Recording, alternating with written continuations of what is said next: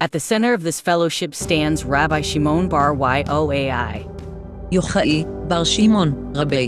known in the Zohar simply as Rashbi. He is called the Nahora Ilah, the supernal light, for through him the mysteries of creation, exile, and redemption were illumined. In the mystical memory of Israel, he is the master of Sod, the secret level of Torah, and his soul is said to dwell in the palace of Bina, the mother of understanding. Historically, Rashbi was a disciple of Rabbi Akiva and lived during the Roman persecutions following the Bar Kokhba revolt. The Zohar transforms his biographical shadow into a mythic radiance. Persecuted by the empire, he retreats into a cave for 13 years with his son Elazar, sustained only by a carob tree and a spring of water, where he contemplates the mysteries of the divine chariot, the Merkava. The cave becomes the womb of divine illumination, and from its darkness, Rashbi emerges as a bearer of primordial light, like Moses descending from Sinai. In the Zoharic imagination, he is both man and archetype, a bridge between the earthly Akham, sage, and the celestial tzaddik, righteous one. His words are described as sparks that flash from the hammer striking the rock comma, revealing the infinite fractal structure of the Torah's inner life. Rashbi is said to possess the keys of light, the power to open and close the chambers of divine mercy, and his death, commemorated as Lag Baomer, is not a fading but a transfiguration into unbounded illumination. Alongside him walks Rabbi Elazar ben Rabbi Shimon, Ravi ben Elazar, Rabbi. the son who mirrors his father's inner brilliance. In the Zohar, he is both disciple and reflection, embodying the principle of Zir Anpin, the lesser countenance, or active divine configuration that channels his father's higher light into the worlds below. Elazar represents the continuity of wisdom, the way the flame of one lamp kindles another without diminution. He often initiates questions in the dialogues, prompting his father to disclose deeper mysteries, for in the Zoharic dynamic, wisdom is born through the dialectic of question and revelation, concealment and unveiling. Elazar's soul is portrayed as deeply compassionate, ever seeking to understand how divine justice and mercy intertwine. In several passages, he is moved to tears by the suffering of the Shekinah, the feminine presence of God in exile, and thus he becomes the voice of the heart within the assembly, the mystic who feels the cosmic sorrow and transforms it into understanding. The Father and Son together symbolize the unbroken current of mystical tradition, for just as the Sephirot emanate one from another in a seamless flow, so too the wisdom of the Zohar passes through generations as an eternal inheritance of light. Their constant companion and chronicler is Rabbi Abba, Rabbi. the scribe of Rashbi's revelations. He is called Sofer Harazim, the scribe of the mysteries, for he records the divine wisdom as it descends through the words of his master. Yet he is not a mere recorder. He is the archetype of contemplation itself, the silent witness who transforms vision into word. In Zoharic literature, Rabbi Abba often introduces or concludes a discourse with the formula Rabbi Abba opened and said, implying that the act of opening is itself mystical, the opening of a gate between worlds, between thought and utterance. His soul corresponds to Yesod, the Sephirah of foundation, through which the divine flow unites heaven and earth. Rabbi Abba represents the mystery of communication, the transformation of ineffable light into human language. Just as the letters of the Torah are vessels of divine energy, so his writing becomes a living organism, breathing the spirit of revelation into the material world. When Rashbi speaks, Rabbi Abba listens with such intensity that his understanding becomes prophetic. His pen, it is said, writes of its own accord, guided by heavenly fire. Thus, through him the Zohar itself takes form, the book becomes the body of his devotion. Among the companions who walk beside them is Rabbi Yossi, Rabbi, whose name means he will add. True to his name, he adds layers of insight in commentary, weaving together the multiplicity of divine interpretation. Rabbi Yos is characterized by humility and persistence. He asks simple questions that often lead to the deepest revelations. In Kabbalistic terms, he corresponds to Had, the Sephirah of splendor and acknowledgement, for his strength lies in reflection and gratitude. The Zohar often presents him as the mediator between different voices, reminding his peers that all words of Torah are one, even when they appear to differ. He teaches that the multiplicity of interpretations is itself the garment of unity. His wisdom lies not in dazzling vision, but in faithful discernment, the patient unraveling of divine meaning from the fabric of Scripture. He embodies the contemplative mind that perceives divinity hidden in the ordinary phrase, the luminous thread in the textual weave. Another pillar of the fellowship is Rabbi Aya, Chayat Rabbi, whose name means life. He is a figure of extraordinary mystical depth, often depicted as an explorer of the heavenly palaces. The Zohar describes how Rabbi Aya once ascended to the celestial realms in a visionary trance and witnessed the radiant form of Rashbi surrounded by flames of glory. Through him, the Zohar articulates the mystery of Nefesh Aya, the living soul, which animates all creation.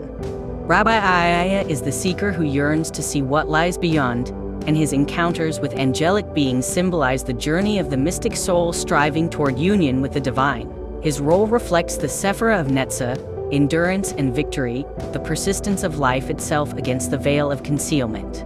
He speaks of how the light of God pulses through all things, and his teachings reveal the cosmic rhythm between concealment and revelation, death and resurrection. His presence in the fellowship is like the breath of life that keeps the discourse ever renewed. Then there is Rabbi Yehuda, Rabbi, who represents the fusion of law and mystery. In the Zohar, he often anchors the mystical flights of his companions by grounding them in halakhic or scriptural reasoning. His name, derived from Hada, praise and acknowledgement, links him to gratitude and confession, for he constantly acknowledges the divine unity within multiplicity. Rabbi Yehuda embodies the left pillar of the divine structure, the aspect of discipline and discernment that balances the overflowing light of mercy. He reminds his peers that even the deepest mysteries must return to the Torah's plain meaning, that the flame must have a wick upon which to burn. Thus, he is the guardian of balance between heaven and earth, the rational and the ecstatic, ensuring that the mystical ascent remains rooted in the covenantal order. His voice is one of clarity, sharpness, and measured awe.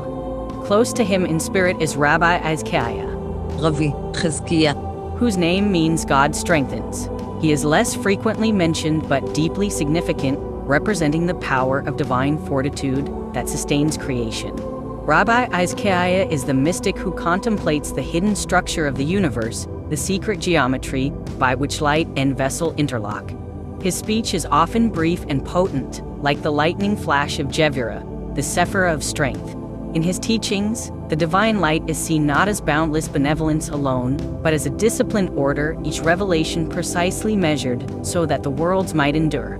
He reveals that the severity of God is itself a form of mercy, for without boundaries, the light would consume all forms. Thus, he is the guardian of proportion and cosmic architecture, a builder in the realm of emanation.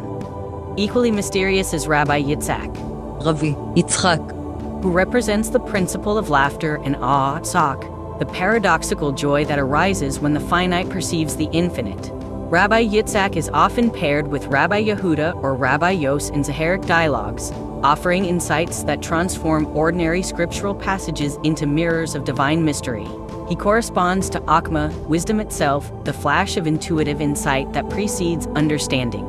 In his words, we hear the echo of creation's first moment, the let there be light that still reverberates through every soul. He is said to wander through the orchards of the Galilee reciting verses and entering states of rapture, whereupon divine voices speak through him. His laughter is sacred, an expression of the joy of existence in the face of cosmic vastness. Among the elders of the group stands Rabbi Yiseh, Rabbi, sometimes called Yisa the Elder, Yisa Sava. His voice is one of serenity and deep inwardness, embodying the Sephirah of Bina, understanding. Rabbi Yisa rarely speaks at length, but when he does, his words open vast spaces of contemplation. The Zohar presents him as one who has transcended duality. He gazes upon all things with the equanimity of one who sees only the one.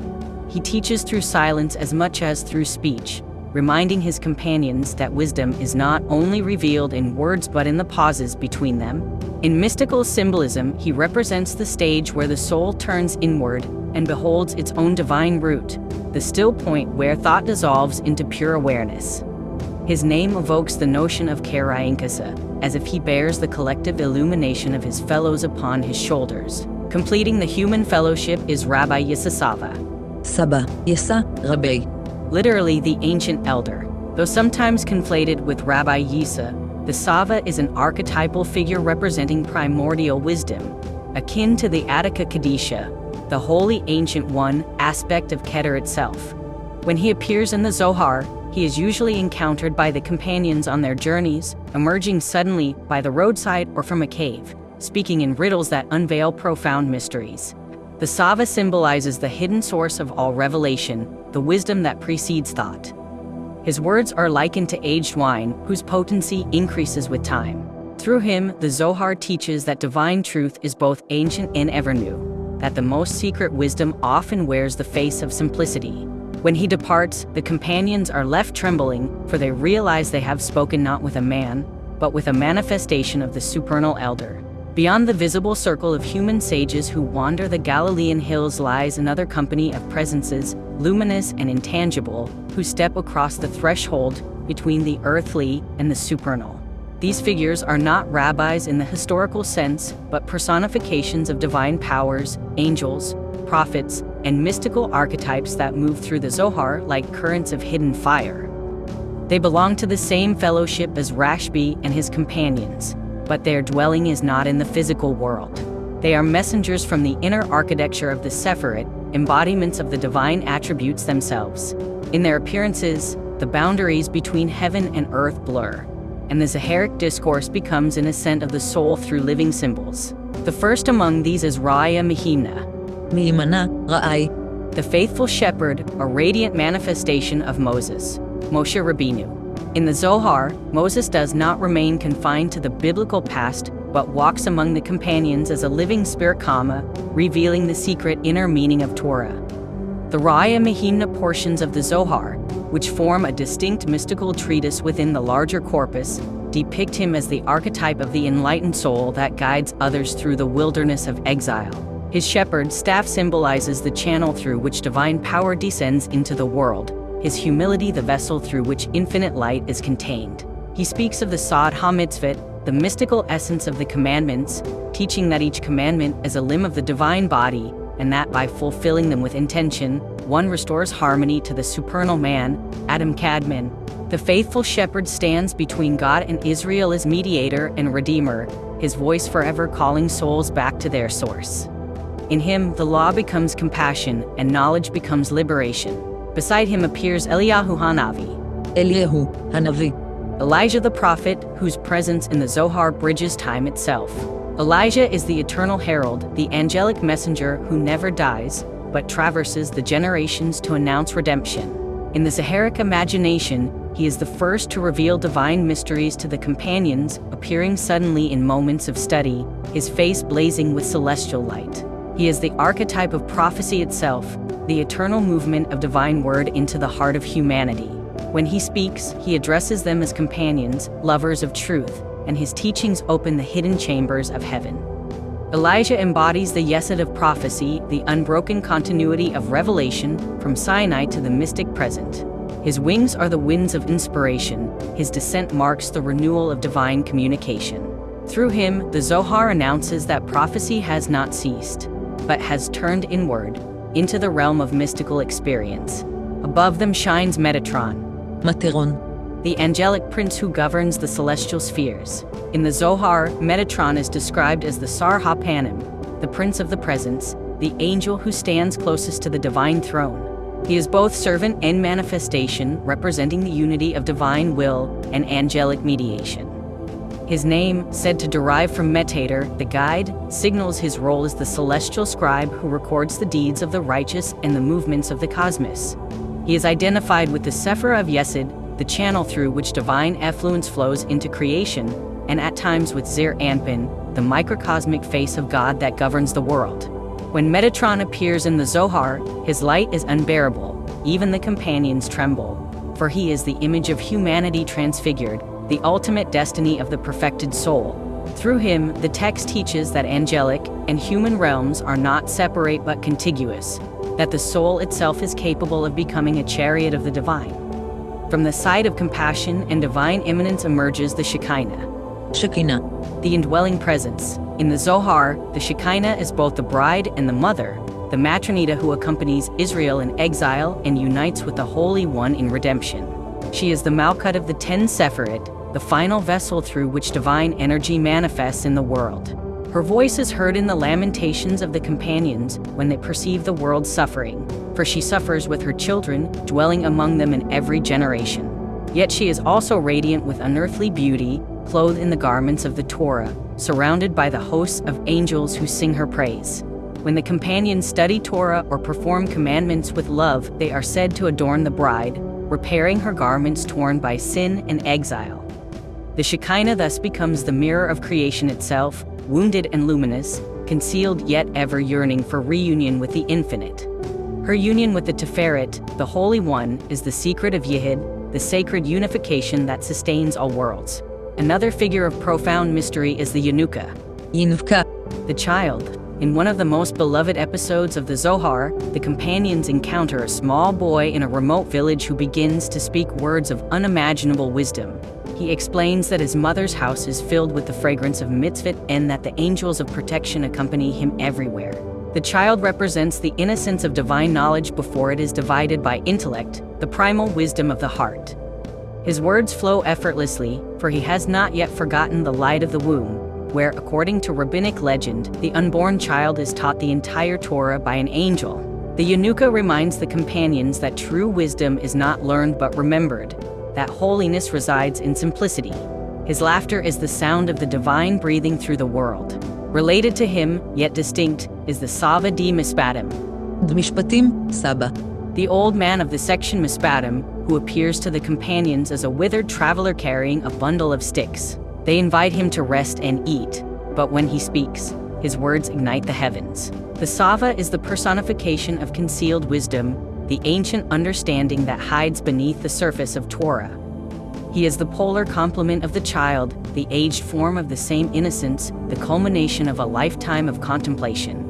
His teaching reveals the secret of reincarnation, of how souls return again and again to fulfill their divine purpose.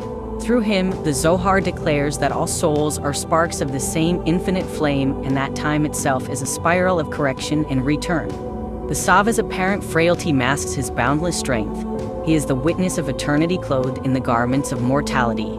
Hovering at the summit of divine abstraction is Attica Kadisha, Kadise, Attika, the holy ancient one, the most hidden aspect of Keter, the crown. He is not human or angelic but the primal source from which all emanations flow. In the Zohar, he is sometimes identified with the divine will itself, the depth of mercy that precedes creation. His visage is concealed by 13 curls of light, the Yud Gimel Tekuni Dikna, the 13 attributes of compassion. When Attica is revealed, all judgments are sweetened, all oppositions reconciled. He is the white radiance that enfolds all colors, the silence before speech. To perceive him is to see that even darkness serves the purpose of light. The companions rarely mention him directly, rather, they tremble at his nearness, for his revelation means the end of separation. Attica Kadisha is eternity gazing upon itself. Descending from that realm is the figure known as Zir Anpin, Anpin, Zair, the lesser countenance, the anthropomorphic configuration of the 6 central Sephirot, Est, Jevira, Tiferet, Ni, Hod, and Yesod.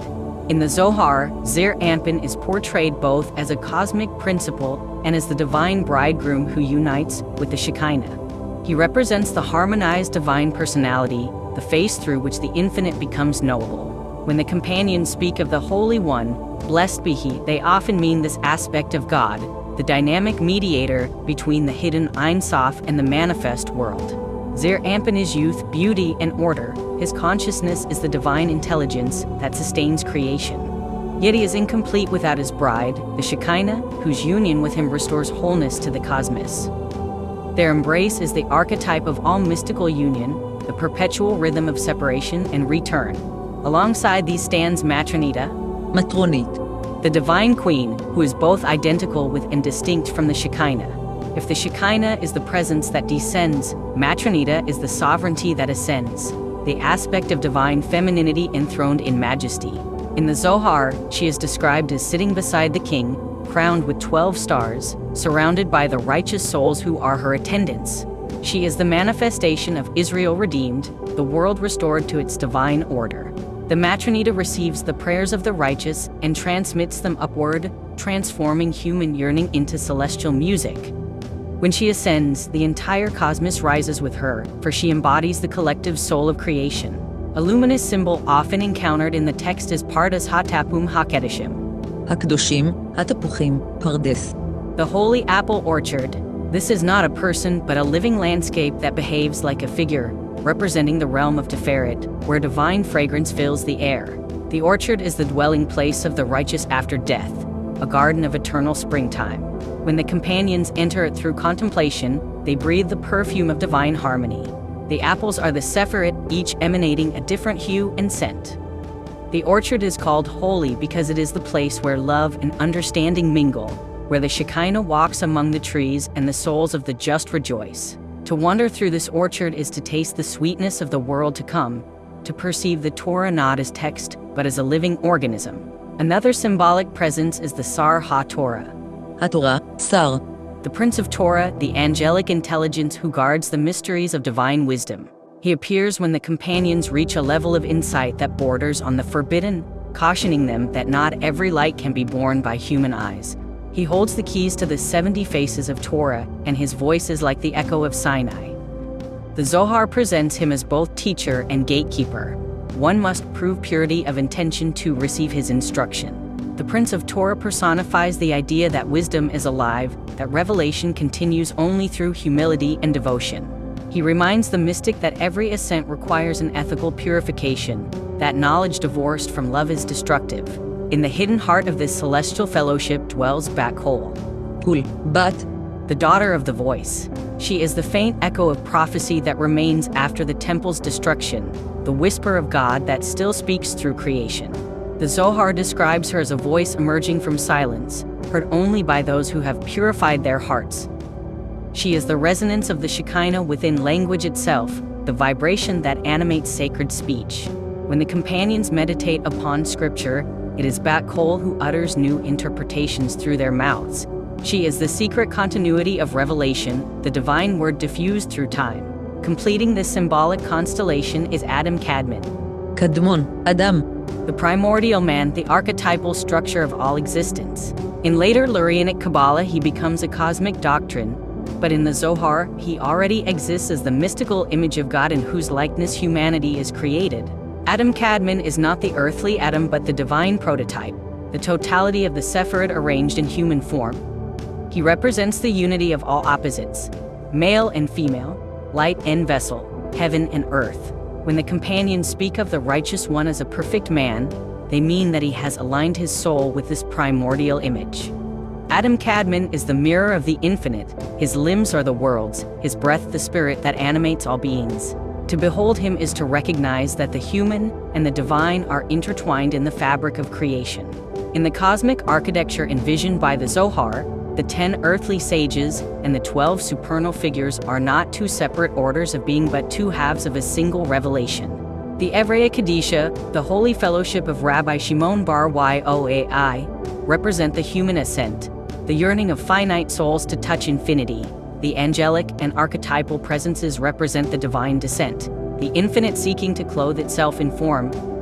Their meeting within the pages of the Zohar is the marriage of heaven and earth. When Rabbi Shimon and his companions walk through the hills of the Galilee, they are not simply travelers, but vessels through which the divine attributes become visible. When the faithful shepherd or Elijah appears, it is not an interruption, but the other side of the same movement, the descent of divine compassion to meet human longing halfway. The Zohar describes this mutual approach as Zivug ha-Lyanim ve'ha-Tadanim, the union of the higher and lower worlds, and it is this union that continually renews creation. Rabbi Shimon himself stands as the axis of this union. The companions call him Batzana Kadisha, the holy lamp, because he absorbs the hidden light, or ganas, that was stored away at the beginning of creation and refracts it through human language. Around him, each member of the fellowship represents a specific sephirah, a channel of divine energy. Rabbi Abba, as the scribe, corresponds to Yesod, the foundation through which the light flows into the written word. Rabbi Elazar embodies Seir Anpin, the active face of divinity that governs the 6 directions of the cosmos. Rabbi Aya expresses Netzah, the endurance of life that carries the divine rhythm into time, while Rabbi Yos reveals Hod, the splendor that reflects the divine light and gratitude. Rabbi Yehuda mirrors Jevira, the strength that defines and limits. Rabbi Izkiah embodies the same quality as cosmic discipline.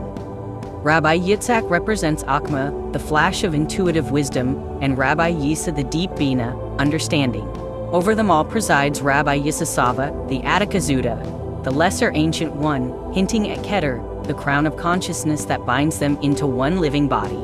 Thus, the fellowship itself is a reflection of the Sephirotic tree, a human enactment of divine structure. When the symbolic figures appear, the faithful shepherd, Elijah, Metatron, the Shekinah, they are not external visitors, but emanations responding to the inner alignment of the fellowship. When the companions achieve harmony in study and love, the heavens open, and these archetypal presences become visible.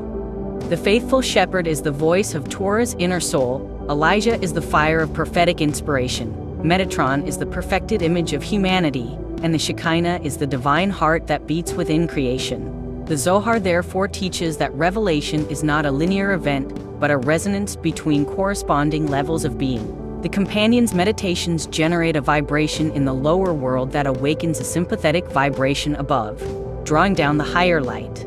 This is the meaning of the phrase Itaruda di Ledida ve Itaruda di Lila, the arousal from below and the arousal from above. The dialogue between sages and angels is the drama of that resonance made audible. The interplay of these figures also encodes a theology of time. The human sages represent the historical moment of exile, living after the destruction of the temple, wandering in landscapes of concealment. The symbolic beings represent the timeless realm of redemption, where divine unity is already complete. Their meeting in the Zohar symbolizes the crossing point of history and eternity, suggesting that redemption is not a future event, but a revelation that breaks through the present when consciousness is purified. Rabbi Shimon's generation, the text insists, is the mirror of the end of days. When the Zohar is revealed to the world, the Shekinah will emerge from exile, for the book itself is her voice returning. Each reading of the Zohar thus participates in that final restoration. The companions' mystical conversations become a template for the reader's own inner dialogue with the divine. In this framework, even the symbolic figures have human echoes. The faithful shepherd corresponds to Rashbi as the higher self to the lower. Elijah corresponds to Rabbi Aya, for both are messengers between worlds. Metatron reflects Rabbi Abba, the heavenly scribe, to the earthly scribe. The Shekinah mirrors the collective of the companions themselves, who serve as her earthly body. The Yanuka and the Sava di Mispatim stand as bookends of the human spiritual journey, innocence at the beginning, wisdom at the end, while Attica Kadisha hovers above them as the unchanging source. The Matronida and the Holy Apple Orchard represent the inner world of the redeemed cosmos into which the soul enters through contemplation. The Prince of Torah guards the gates of knowledge, just as Rabbi Yehuda guards the boundaries of law. Bat-Kol, the daughter of the voice Kama, corresponds to Rabbi Yos, whose humble questions allow the divine echo to be heard. And Adam Kadmon stands above all as the macrocosmic form that unites them, the template of divine humanity realized through the collective of the righteous.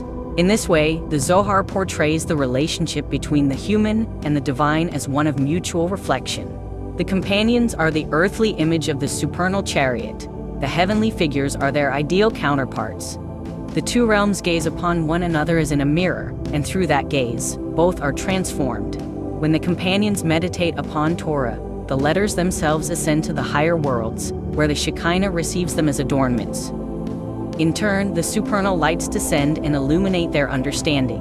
This cyclical movement is called Ratzavishav, running and returning, the pulse of the divine life. The Zohar reveals that creation is sustained by this constant exchange, the yearning of souls for God and the yearning of God for souls. The ultimate goal of this dialogue is Yihid, unification. Every discourse, every question and answer, every vision within the Zohar aims at the reconciliation of opposites, male and female, mercy and judgment, word and silence, heaven and earth. The companionship of Rashbi and his fellows enacts this unity in miniature. Their love for one another is itself a theurgic act, for through their harmony the divine attributes are harmonized. When they sit together studying the mysteries of the Torah, a voice from heaven declares, "Behold, how good and how pleasant it is when brothers dwell together in unity." The Zohar interprets this verse not as moral advice, but as metaphysical description. When the righteous are united, the Shekinah dwells among them. Thus, fellowship becomes a form of worship, conversation a form of creation. The archetypal figures likewise serve the process of Yihud. The faithful shepherd guides the Shekinah toward her union with the Holy One. Elijah announces the approach of that union. Metatron records its fulfillment. The Matronita ascends, the holy apple orchard blossoms, and Bat-Kol sings the hymn of reconciliation. In the background, Attica Kadisha radiates boundless mercy, enfolding the entire process in the stillness of eternity. The Zohar's entire symbolic universe can therefore be read as a single unfolding act of love, a cosmic marriage in which every creature has a role. For the Zoharic mystic, the realization of this unity is not only cosmic but personal. Each soul is a microcosm of the same structure, containing within it its own Rashbi, its own Shekinah, its own faithful shepherd and Sava. To study the Zohar is to awaken these inner archetypes, to allow the hidden Moses to guide the inner Shekinah toward her beloved. The sage's journeys through Galilee become the soul's own pilgrimage through the landscapes of consciousness. The caves, mountains, and orchards described in the text are inward terrains, stages of contemplation leading from exile to illumination. When the companions speak of ascending to the heavenly palaces, they are describing transformations of awareness, moments when the boundaries of self dissolve and the divine image within is revealed. In this sense, the Zohar is not only a commentary on the Torah but the Torah's dream of itself. The historical rabbis are the dreamers, and the symbolic beings are the forms within the dream. Yet the dream itself is reciprocal, for the divine also dreams through humanity. The meeting of Rabbi Shimon and the faithful shepherd, of Rabbi Ai and Elijah, is the meeting of God's imagination and human consciousness. The book itself becomes a living organism, breathing through the rhythm of revelation and concealment. Each generation that studies it participates in the same drama, adding its voice to the eternal dialogue. At the end of the Zohar, when Rabbi Shimon feels his time of departure has come, the boundaries between the human and the divine dissolve entirely. Surrounded by his companions, he enters a state of ecstasy, and the text describes flames encircling his house so that no one can enter. He declares, now is the time of favor, the time of the bride's joy. In that moment, he unites the worlds. The faithful shepherd, Elijah, and all the angelic presences gather. The Shekinah descends in splendor. Attica Kadisha reveals his mercy. The earthly sages and the symbolic beings merge into a single chorus. Rashbi's death becomes his Halula, his wedding feast, for he has completed the unification. Light flows through all realms, and his soul ascends like a spark returning to its source. The companions fall on their faces, knowing that they have glimpsed the eternal. This final vision is the key to the entire Zoharic cosmology. The purpose of creation is revelation, and the purpose of revelation is union. The sages and symbolic figures together form a map of that purpose, showing how divine light descends through the 10 Sephirot into human consciousness, and how human devotion ascends back through contemplation and love. The Zohar is the record of that double movement, written not as theology but as poetry, as living myth. To read it is to join the fellowship, to walk beside Rashbi through the orchards of Galilee, to hear the echo of Bat-Kol in the heart, to feel the Shekinah stirring in the world's exile. And in that moment of reading, the distinction between the earthly and the heavenly dissolves. One stands in the same radiant space where words become light and light becomes silence. In the end, when we contemplate the fellowship of the Zohar as a whole, we perceive a single luminous organism composed of 22 presences, the 10 sages who speak in the language of men and the 12 symbolic figures who answer from the realm of spirit. Together they form the alphabet of revelation, the living Aleph Bet through which the divine communicates with creation. Just as the 22 Hebrew letters serve as channels between the infinite and the finite, so do these 22 beings channel the divine will into the world of speech and interpretation. Each carries a distinct vibration, and the harmony among them sustains the continuous unfolding of Torah. The human sages provide the articulation semicolon. The symbolic figures provide the resonance. Their union creates the symphony of the Zohar, where every dialogue is an act of creation, and every insight a spark returning to its source. The sages represent the lower vessels of consciousness, the faculties of intellect, memory, imagination, and moral discernment. They wrestle with the meanings of verses, ask questions, and search the depths of scripture. Their conversations embody the human struggle to understand the divine order through the limitations of reason and language. The symbolic beings, by contrast, are manifestations of the higher mind, the archetypes of prophecy, wisdom, and love. When the faithful shepherd or Elijah speaks, the voice is no longer analytical but oracular. It reveals what reason cannot grasp. Yet these two levels are interdependent.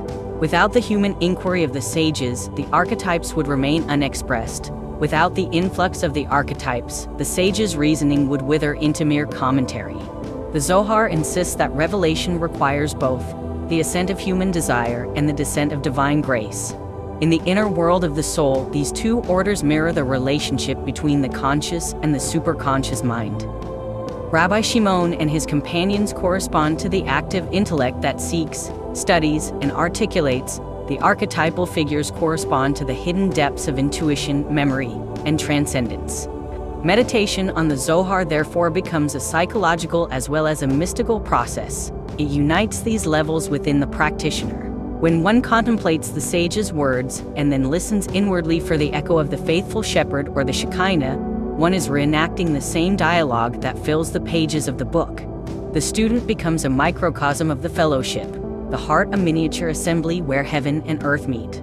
The 10 sages correspond to the 10 Sephirot as they manifest within the human personality. Rabbi Shimon, the radiant crown, is Keter. Rabbi Elazar, his son, is Tiferet, the beauty of balanced compassion. Rabbi Abba is Yesod, the foundation of expression. Rabbi Ai is Netzah, endurance. Rabbi Yos is Had, gratitude. Rabbi Yehuda is Jevurah, strength. Rabbi Yitzhak is Akma, wisdom. Rabbi Yisa is Bina, understanding. Rabbi Izkiah is discipline, judgment. And Rabbi Yisasava, the elder, is Attica Kadisha, the concealed root that holds them all. In contemplative practice, these correspondences guide the mystic's inner ascent. By meditating on each sage and his quality, the soul refines its attributes and aligns with the divine pattern. The companionship of the sages thus becomes a living mandala, a map of the perfected human form. The 12 symbolic figures, meanwhile, represent the superhuman energies that animate the cosmos. The faithful shepherd, Raya Mehimna, signifies the higher Torah, the eternal wisdom that shepherds souls toward their source. Elijah, Eliyahu Hanavi, is the spirit of prophetic fire, awakening the heart to transformation. Metatron, the celestial scribe, is the image of perfected humanity, the bridge between matter and spirit. The Shekinah, the indwelling presence, is the divine feminine whose exile mirrors the brokenness of the world and whose redemption brings peace. The Sava Demas Padam, the ancient of judgments, embodies primordial insight into divine justice. The Yanuka, the holy child, embodies spontaneous purity and the innocence that precedes reflection.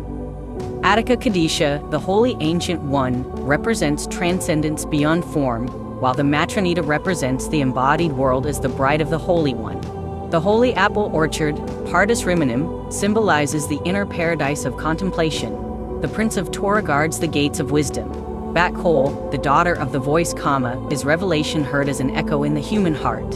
And Adam, Kadmon, the primordial man, is the totality of all forms, the blueprint of creation itself.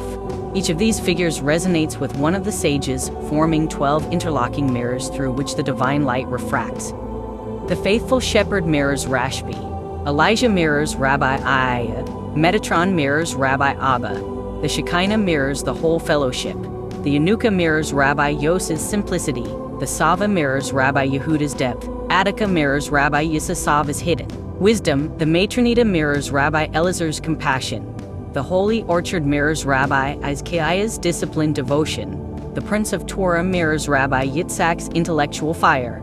Bat Kol mirrors Rabbi Yisa's receptivity, and Adam Kadmon encompasses them all. In this interrelation, the Zoharic cosmos becomes a system of correspondences that unites the macrocosm and microcosm, the heavenly and the earthly, the collective and the individual. For the modern contemplative who approaches the Zohar, these correspondences are not abstract theology, but living practice. Each figure represents a dimension of consciousness waiting to be awakened.